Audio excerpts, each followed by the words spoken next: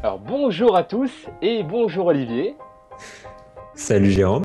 Alors, merci d'avoir accepté cette invitation parce que du coup Olivier Monteux, euh, tu es entrepreneur chez socialmediapro.com. Donc tu gères et tu as créé une agence média justement pour conseiller et aider les entrepreneurs à communiquer, à faire leur web marketing notamment. Et j'ai déjà répondu à ton interview et aujourd'hui, j'ai le plaisir de t'inviter sur Pourquoi Entreprendre. Ouais, merci Jérôme, parce que c'est vrai qu'on a eu l'occasion de discuter plein de fois, que ce soit sur Internet ou en vrai. Ouais. Et je suis ravi d'être là avec toi ce soir. Moi aussi, c'est super. Et du coup, on va aller tout de suite dans ton histoire d'entrepreneur. Si tu pouvais te décrire ton parcours, parce qu'aujourd'hui, donc voilà, tu as, bon, entre autres, hein, je crois que tu as plusieurs projets, mais là, entre autres, le gros projet, je crois que c'est Social Media Pro. Mhm. Qu'est-ce qui t'a amené à là aujourd'hui? Ouais.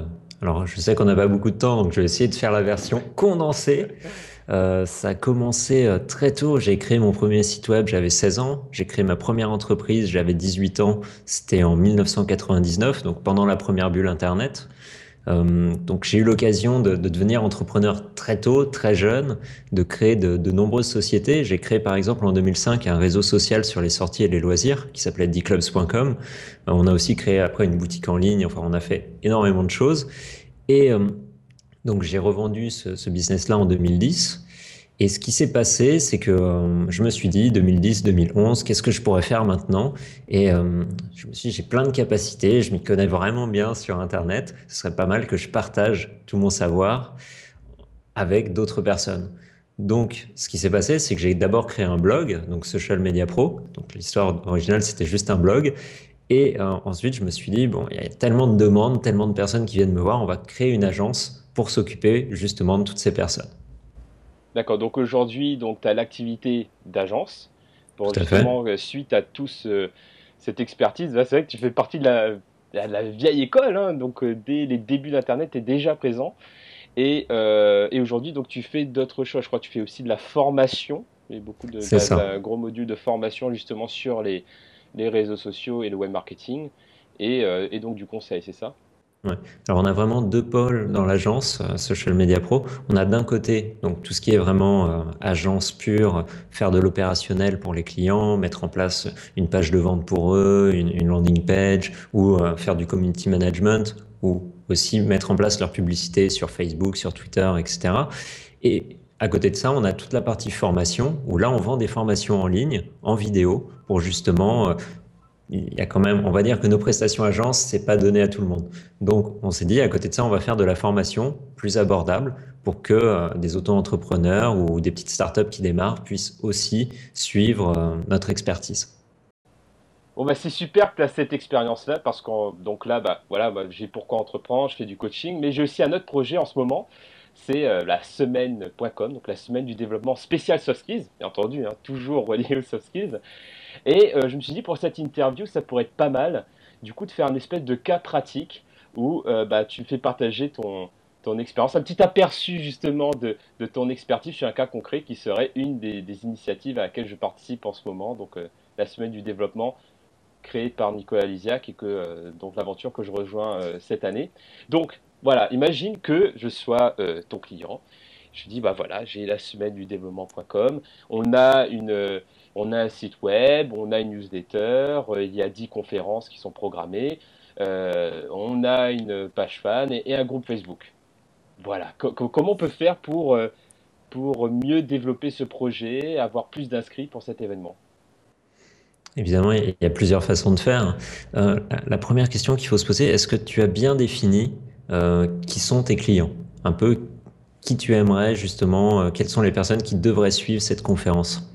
Bonne question. C'est vrai que nous, étant donné que c'est la thématique soft skills, donc on recherche surtout des personnes qui sont qui travaillent dans une entreprise ou qui ont créé une entreprise et qui sont intéressées par toutes ces compétences-là. Donc on a vraiment des intervenants qui travaillent dans des entreprises. Donc c'est très, on va dire, pro, je dirais. Hmm. En fait, si je te pose cette question-là, c'est pour pouvoir ensuite cibler ces personnes plus efficacement avec des publicités sur Facebook, sur Twitter ou sur Google Ads, par exemple. Parce que aujourd'hui, si tu veux, il n'y a pas vraiment de problème de trafic. C'est-à-dire que en France, par exemple, Facebook, je crois, c'est 30 millions d'utilisateurs actifs ou quelque chose comme ça. Donc, tu sais que de toute façon, tu peux trouver tes clients. Ils sont soit sur Google, ils sont soit sur Facebook, sur Twitter, sur LinkedIn. Tu sais qu'ils sont là. Tu peux les toucher. Maintenant, la question qu'il faut se poser, c'est combien est-ce que tu es prêt à payer pour les toucher? Par exemple, parce qu'aujourd'hui, Facebook, en termes de portée organique, tu peux, sans payer, il y a rien, quoi. Tu peux quasiment rien faire C'est ce sur que j'allais Facebook. dire, parce que moi j'ai toujours été sur Facebook, j'ai toujours fait du Facebook gratuit. Donc maintenant on peut plus se passer de la pub, c'est ça? C'est ce que tu es en train de me dire? Ouais, c'est ce que je suis en train de dire. Ah, ok. Malheureusement, ouais, en 2015, Facebook, si tu veux réussir sur Facebook, il faut prévoir un certain budget. Ok. Maintenant, comment dire, quand tu prévois un budget, il faut que tu prennes en compte combien tu vas vendre la semaine, parce que, en fait, ce que tu expliquais tout à l'heure, enfin, je ne sais pas si tu l'as dit dans la vidéo, mais la vidéo, enfin, quand on s'inscrit à la semaine, on peut l'avoir gratuitement. C'est ça, c'est des webinaires en direct. Voilà, on a 10 webconférences en direct, donc c'est du gratuit. Mais ensuite, on peut l'acheter, c'est ça? Bah ensuite il y aura, ouais, il y aura on fera des propositions, c'est encore top secret. Mais pour ceux qui veulent aller plus loin, c'est très doux, hein. Nous, l'important, c'est vraiment cet événement gratuit et ces inscriptions. Et après, ouais, il y a de la vente après plus tard, ouais. Parce que, en fait, quand on fait de la publicité sur Facebook, enfin sur Twitter ou autre, l'idée de base, c'est d'avoir un tunnel de conversion qui va te permettre de gagner de l'argent, hein. Au minimum, rentrer dans tes frais si tu es sûr que les personnes derrière, tu vas pouvoir leur vendre encore d'autres formations, par exemple, sur un an. En fait, il y a une histoire de quelle est la valeur de ton prospect. C'est-à-dire que si tu sais que pour chaque euro dépensé sur Facebook, tu es sûr de pouvoir récupérer 2 euros, à ce moment-là, tu peux envoyer énormément de publicité. D'accord, mais comment tu peux savoir ça, en fait? Alors, le problème, c'est que d'avance, avec ce que vous lancez, comme c'est une nouveauté, tu peux difficilement le savoir d'avance. Hmm. Donc, dans ces cas-là, il faut faire des petites campagnes de test, pas dépenser trop d'argent, voir ce qui fonctionne pas, et tout simplement, parce que je pense que la semaine, vous allez la refaire ensuite. Mhm. Euh, c'est pas un événement unique. Non, non, non, C'est, bah, il y en a un par an pour l'instant, mais si jamais on est plus sollicité, pourquoi pas? donc, de toute façon, tu feras peut-être derrière d'autres événements un peu dans le même style, même si Oui. c'est pas forcément la semaine. Mhm. Et à partir de là, tu auras déjà une idée de quelle est la valeur que tu peux donner à chaque nouvelle personne qui s'inscrit à ta liste et qui est venue voir ton événement. En fait, c'est quoi? C'est faire un ratio entre, par exemple, le nombre d'inscrits sur le chiffre d'affaires généré, c'est ça? C'est ça, ouais. D'accord. Et en fait, il faut penser au chiffre d'affaires généré aussi sur la longueur. Parce que là, vous allez vous faire une liste. Alors, je ne sais pas combien de personnes vont s'inscrire, mais admettons que vous récupériez 3000, 4000 adresses email. Ces adresses email, même s'ils n'achètent pas tout de suite, ils achèteront peut-être dans 3 mois, dans 6 mois, dans un an, d'autres produits que vous pourrez mettre en avant. Et il y a toute cette valeur-là qu'il faut prendre en compte. D'accord. Et lorsque tu dis, je vais revenir sur la notion donc de faire des tests, des petits budgets, etc. Mm. Pour toi, il faut mettre quel montant pour que ce soit un test vraiment, quand on dit un petit test, parce que c'est très relatif en Mm. fait. Ouais. Alors, je dirais sur Facebook, j'ai tendance à conseiller de mettre au moins 100 euros Mhm, sur une période de une semaine à 10 jours, mhm. histoire de pouvoir dépenser grosso modo 10 euros par jour pour vraiment. Et quand je dis un test, c'est pas une seule publicité. On fait plusieurs publicités avec plusieurs variations, avec des cibles différentes, euh, pour vraiment voir quelle est la cible qui va correspondre le mieux et qui va le réagir le mieux avec quelle publicité. Mais est-ce que ça vaut ces 100 euros, est-ce que ça vaudrait pas plus le coup de les mettre sur Google AdWords par exemple? Alors, oui et non, ça dépend de ta cible, ça dépend de plein de paramètres. Aujourd'hui, Google AdWords, les coûts sont vraiment très élevés. C'est-à-dire qu'il y a vraiment des marchés qui sont très concurrentiels et pour réussir à avoir de nouveaux prospects avec Google AdWords, ça peut monter très cher très vite. Facebook aujourd'hui, ça n'a pas duré longtemps à mon avis, hein, donc faut en profiter, mais Facebook aujourd'hui est beaucoup plus abordable que Google AdWords. Donc ça devient très intéressant d'essayer de plutôt faire des tests sur Facebook que sur Google AdWords. D'accord. Et tout à l'heure, tu parlais de Twitter, ça vaut le coup d'essayer aussi ou ça Alors, sert à rien? d'après nous, nos tests, Twitter, ça coûte un peu plus cher que Facebook, mais ça reste encore beaucoup moins cher que Google Ads. Donc, D'accord. aussi à tester, ça dépend franchement du public ciblé. Twitter, c'est pas aussi connu. Enfin, c'est connu, tout le monde sait ce qu'est Twitter, mais il n'y a pas autant de gens qui utilisent Twitter que Facebook en France. Donc, selon la cible, elle sera peut-être pas sur Twitter. Mhm. Tu vois, mais pour vous, ça pourrait peut-être valoir le coup d'essayer, parce que ce qui est vachement intéressant avec Twitter, c'est qu'on peut cibler les comptes d'autres personnes. Mhm. D'accord, ok. C'est-à-dire que bah, moi, j'aimerais pousser cet événement-là sur, je sais pas, sur tel dirigeant, tel, etc. Mais dans C'est ce ça. cas-là, à quoi ça sert de payer de la pub si on peut directement leur envoyer un tweet en fait? Oui, ça dépend. Si tu es prêt, ça dépend. Si tu cibles 100 personnes, oui, envoie-leur un tweet directement. Ça aura plus d'impact et tu pourras en plus créer un peu de relation humaine avec cette personne. Mais sinon, si tu veux cibler 3000, 4000 personnes, tu vas pas leur envoyer un tweet un par un. Ça fait un peu long. Ok, et du coup, là, sur Facebook, à part la pub, ça sert à rien, par exemple, bah, les pages Facebook, les événements, inviter ses Si, contacts, si, si, etc. si, si. Je vais nuancer mon propos, hein. Et évidemment que ça sert parce que même pour faire de la publicité sur Facebook, il faut avoir une page Facebook. Et ce qu'il faut savoir, c'est que quand on fait de la publicité sur Facebook vers un événement de notre propre page ou qui ne cible que nos propres fans, la publicité va nous coûter moins cher que quand on cible des personnes extérieures qui ne nous connaissent pas. D'accord, donc il faut... euh, d'accord, on peut faire de la publicité que sur notre réseau ou Mhm. au monde entier, en fait. C'est ça. Et le, en fait, Facebook va faire en sorte que quand on cible des personnes, donc par exemple les fans de notre page, donc, mettons par exemple pour ma page Social Media Pro, j'ai 14 000 fans, je veux publier quelque chose, je veux le mettre en avant, je ne cible que mes fans. Et ben, ça va me coûter moins cher que si je décide de cibler par exemple tous les community managers de France. D'accord, ok. Bah tiens, je suis D'où sur... l'intérêt, Mhm. excuse-moi, je finis juste une seconde, d'où l'intérêt en fait d'avoir pas mal de j'aime sur une page. Donc il ne Oui. faut pas négliger les deux. Mhm. Parce que tu peux faire de la pub aussi pour ta page pour avoir plus de j'aime aussi. C'est ça. Ok, d'accord. Je suis assez surpris parce que je pensais pas que maintenant c'était autant important bah, de devoir faire de la publicité sur les réseaux sociaux, alors que c'est vrai, jusqu'à maintenant, j'ai l'impression qu'on pouvait quand même, entre guillemets, buzzer sans forcément payer.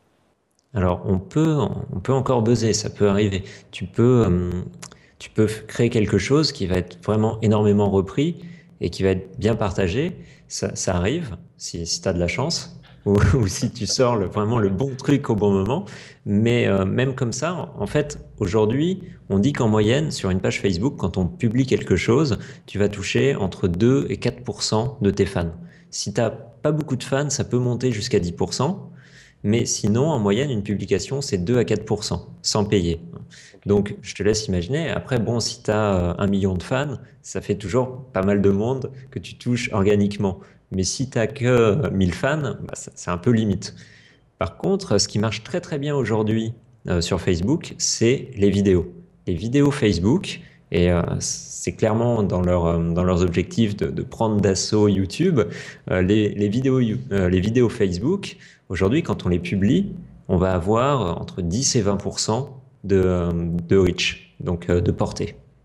Mais oui, c'est ce que tu me disais d'ailleurs, je crois, au Web de Connect dernièrement, justement.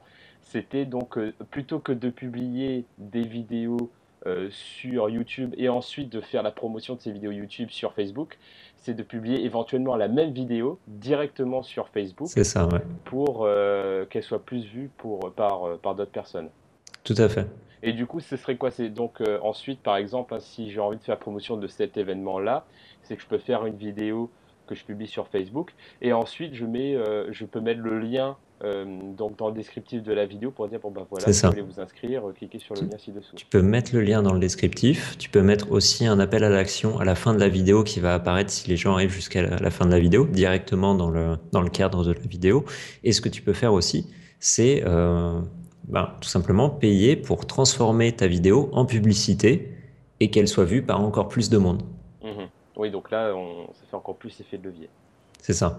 Alors d'abord, tu mets ta vidéo normalement, tu attends qu'elle fasse un peu d'engagement d'elle-même, puis au bout de, mettons, 24 heures, là, tu payes pour la diffuser encore plus, si tu vois qu'elle fonctionne bien.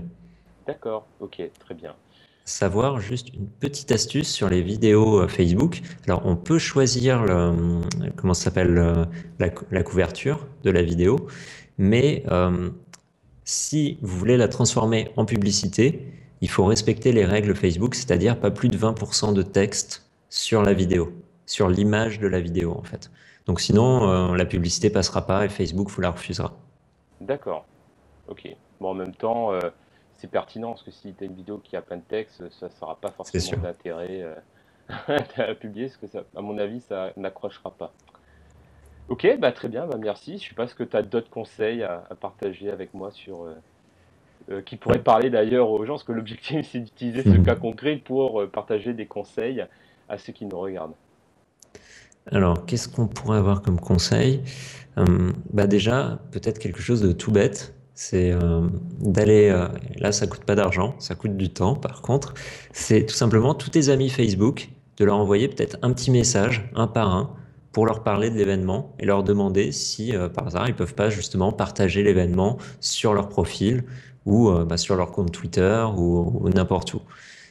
C'est-à-dire, c'est quelque chose que j'ai remarqué moi personnellement, c'est que, tu sais, on a tellement d'infos qui sont diffusées en permanence sur Facebook, sur Twitter, dans nos emails, etc.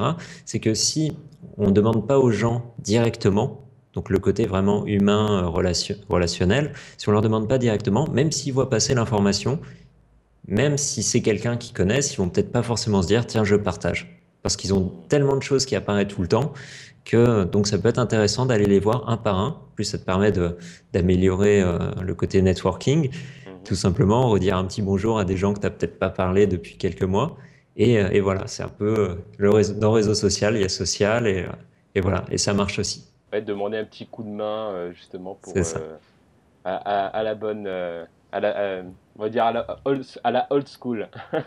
C'est ça. Ok, super, bah, merci beaucoup. Donc bah, avec ça, je pense que vous avez plusieurs conseils, hein. Moi en tout cas, j'en ai pas mal.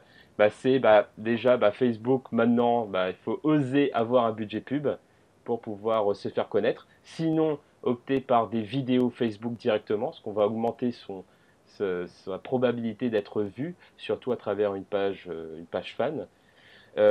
Et également, sinon, à la vieille école, contacter un par un, faire du vrai networking, comme tu dis, du vrai relationnel à travers de l'email Facebook pour demander aux gens de vous donner un petit coup de main pour faire connaître ce qu'on fait. Donc je vais essayer d'appliquer tout ça et je te dirai justement si tes conseils ont marché, qu'est-ce que ça aura pu apporter à ce projet. Merci. Pour conclure cette vidéo, pour ceux qui veulent aller plus loin, donc en termes de conseils, etc., je crois que tu lances une série de vidéos gratuites justement pour partager ces conseils donc en web marketing et en réseaux sociaux. Tout à fait. Donc, je lance donc plusieurs vidéos gratuites qui vont évidemment proposer à la fin l'achat d'une formation qui est notre formation la plus complète, qui s'appelle Révolution réseaux sociaux, où c'est vraiment, on part sur la base du web marketing et du marketing digital. On prend comment on aide les gens à créer leur propre stratégie digitale et ensuite on les forme à tous les différents réseaux sociaux, donc Facebook, Twitter, LinkedIn, Google+, YouTube qui est aussi un réseau social, ne pas l'oublier. Et, et en fait, on leur explique comment bien utiliser ces différents réseaux sociaux, comment faire de la publicité dessus, comment communiquer avec les gens sur ces différents réseaux, comment créer du contenu aussi pour ces différents réseaux sociaux. Et donc, c'est vraiment une formation. Il y a aussi différentes interviews d'experts dessus. Il y a un groupe privé sur Facebook pour échanger avec les autres membres. C'est vraiment notre formation la plus complète, tout simplement. Ok, super. Donc allez voir justement la révolution des réseaux sociaux par Olivier Monteux. Donc ce sera disponible on pourra voir ça sur Social Media Pro, c'est ça? Ouais, sur socialmediapro.fr et sur révolutionreseauxsociaux.fr aussi. Ok, bah voilà, vous savez où aller. Merci beaucoup Olivier, et je pense qu'on se reverra bientôt pour une autre vidéo pour cette fois-ci plus parler de toi, de ton parcours et de la manière dont tu entreprends. Bon, merci Jérôme et à très bientôt. Ouais, à bientôt, salut.